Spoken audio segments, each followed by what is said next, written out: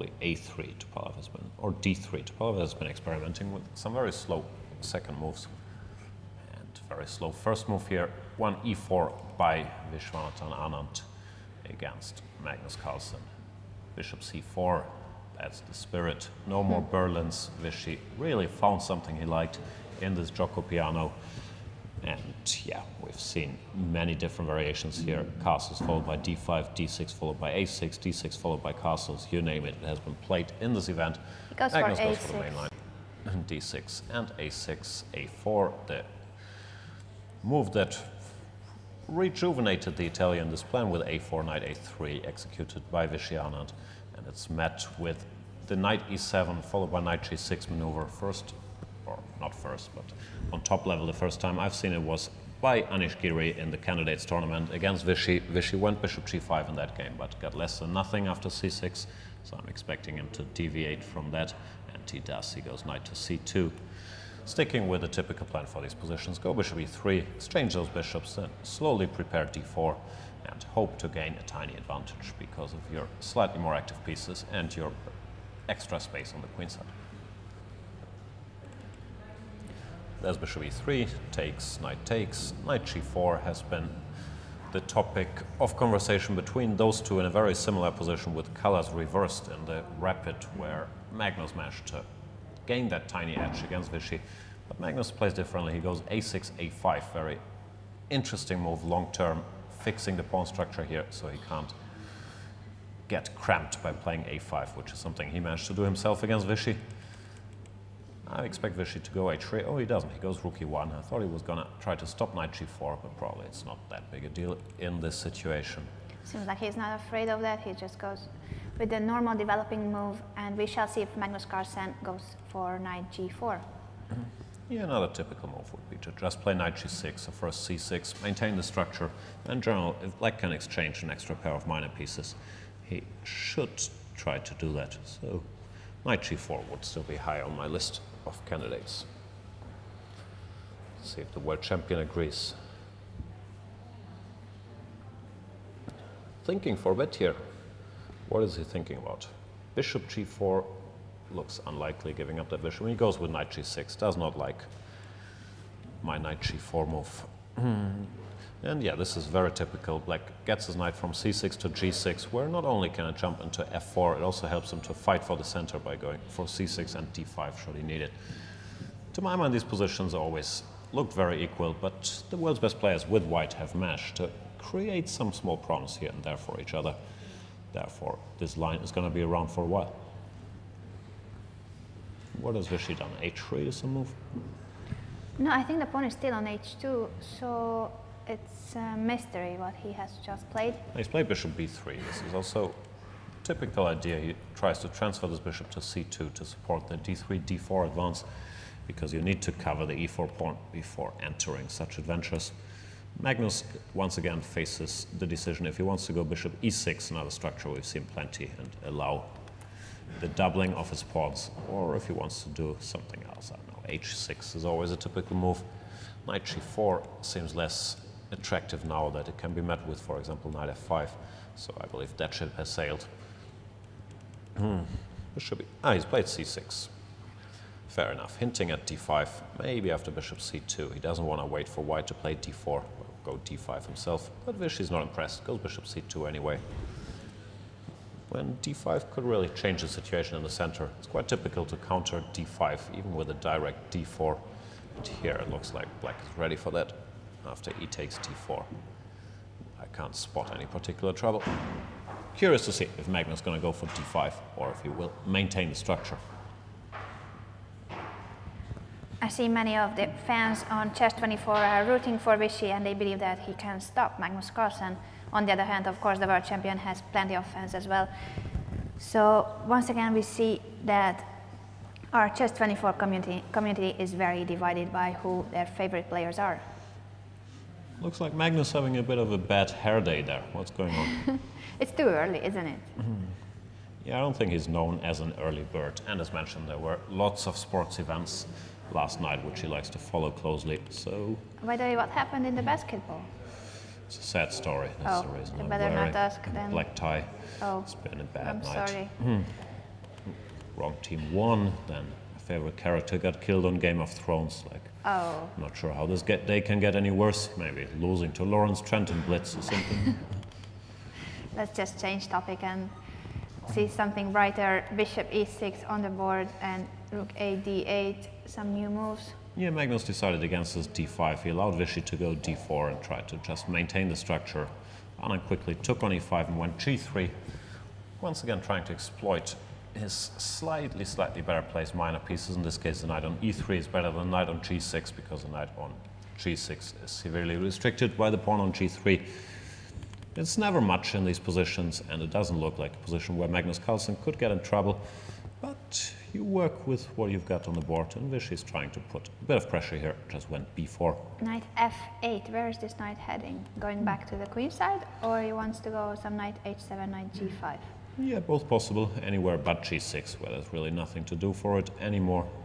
Maybe these bishops get exchanged, and the knight can go to e6, restoring the symmetry. But I'm not sure if knight h7 I doubt, because then after h4 it would have to go back hunting for squares. Where's Vishy done? Knight c4. c4, but some exchanges happened there. What has been exchanged, and then bishop g4. Magnus took on b4 and went bishop g4. His idea is to fight for the d4 square. He wants to go knight e6, followed by knight d4. And I like this idea. I believe something's gone wrong for Vishy. And yeah, you can see he doesn't look all that pleased with himself. He exchanges rooks. Yeah, he's trying to now neutralize Black's initiative, but he must have underestimated this bishop g4 move or missed it, because now Black can just go bishop takes f3, followed by knight e6 and knight d4, when he would have a good knight against a slightly passive white bishop. So once again, Magnus Carlsen making it look easy, these positions, and we see this knight has found a very nice destination. Rook takes d8, queen takes d8. Rook d1, just trying to get the d5, and after the queen moves and rook d8, I guess he just hopes that the pieces get exchanged and there will be no trouble, but we started to like Black's position more. Yeah, maybe he wants to jump queen c7, knight d6, but then just rook d8 doesn't seem to really lead anywhere. Magnus went to e7, targeting the b4 pawn along the way. b1. Rook b1 here to defend it, but now the position might slowly be getting critical. You can already start calculating. I guess knight e6 doesn't work yet because of knight takes e5, but you certainly have to wonder about it. He did play it. After 2 seconds of thinking, knight e6 is on the board. Yeah, this. How do you win material here? Feels like something should drop, but I can't see it. It does feel like, but Vishy doesn't believe it. He captures the pawn, knight d4, queen d3, and we shall see what is the trick. Maybe there is no trick. You can always simplify, win your pawn back. Bishop f3, knight f3, knight c2, for example. But I'm surprised that Carlsen went in for this so willingly. It looked like his position was already asking for more than just equality. Maybe he thought he had something here and now he's disappointed. Yeah, not quite sure what he missed. Or what I'm missing. Maybe rook d8, some move like that. So it doesn't feel crushing. Just knight takes g4 and there's no favorable knight move. No, it seems like Vishy managed to, escape here, because had he allowed the knight to d4 with the black pawn still on e5, it would have been a very unpleasant positional grind. While now, if there's nothing direct in the position they have on the board, then the game should just end peacefully. Carlsen's calculating, but he can't think forever. He only has 1 minute, 20 seconds left. Vishy seems to be very relaxed. He has calculated everything under control. But Magnus Carlsen must have missed something, because this isn't what he wanted. Bit of a stare down there by Vishy, giving him the look. What are you doing? d3, knight f3, knight f3. Queen takes e4. Queen e4, simplifying to an equalish endgame. Queen e4, knight e4, and any move, knight d4. Actually, not any move, but probably knight d4. King g2 would run into bishop f3. Rook b3. Oh, b3, interesting. Knight f6, so that the rook could enter the second rank rook e2. Yeah, but it is an equal position now. You have to handle with a bit of care as white. I believe white's pawns are a little more vulnerable, but I'd be shocked if, not shocked, but surprised if this ended anything but peacefully. King g2 by Vishy, bishop e6, Magnus trying to pose new problems by transferring his bishop to d5. Vishy's considering rook e3 here if he's in time to break free of this pin. And he decides, nah, not worth the trouble. I keep my rook on the board to cover this guy. Bishop d5, probably king f1. Here, Magnus, as usual, trying to make something out of very little. King f1 on the board. As you said. Knight g4, asking some small questions like. But now he can take on f3, and there's knight h2. She lost a pawn. Oh, but this isn't just a simple pawn down. Seemed like it. He's relentless, Carlsen. Always manages to come up with small tricks. h3 was a blunder. Can we just go back quickly to that moment in case somebody did not understand it so quickly? h3 attacking the knight, but bishop takes f3, and in case of rook takes, it's knight h2 fork. Indeed. So Viswanathan Anand has blundered the pawn, and now Magnus Carlsen can try to win this position, which seemed to be just a draw before. Yeah, Magnus inviting the exchange of rooks seems to be confident this position can be won because the pawn on b5 is also a target. If the black king makes it all the way here, this pawn would drop, and it's going to be hard for the white king to centralize because it also has to keep an eye on a potential passed h-pawn. Seems like very good chances for Magnus to convert this. Yeah. At the same time, the battle between the two Americans have finished. Nakamura beat Fabiano Caruana. Is that Viswanathan resigning? Yeah. So early? I thought he would fight a bit more. No hope left. The king just comes off. Wow, Magnus Carlsen wins again, so he jumps up to 18.5 out of, no, how is that? Not 18.5, it's already 19.5 out of 30.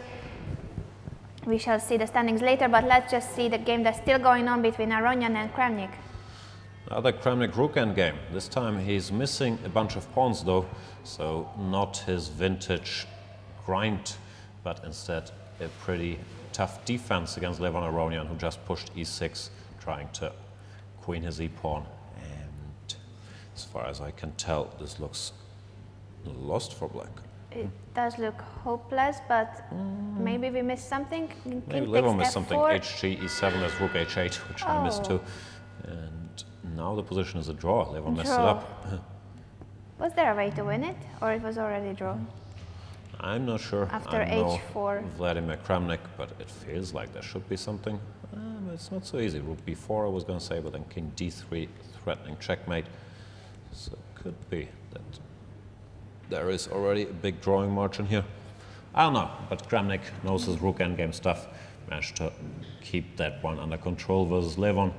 Let's briefly see what happened to Fabiano Caruana. Piece down here. Where did he lose that piece?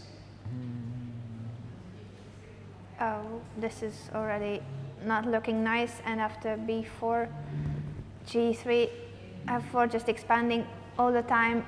Black's pieces are very passive, and now what can you do against queen c7?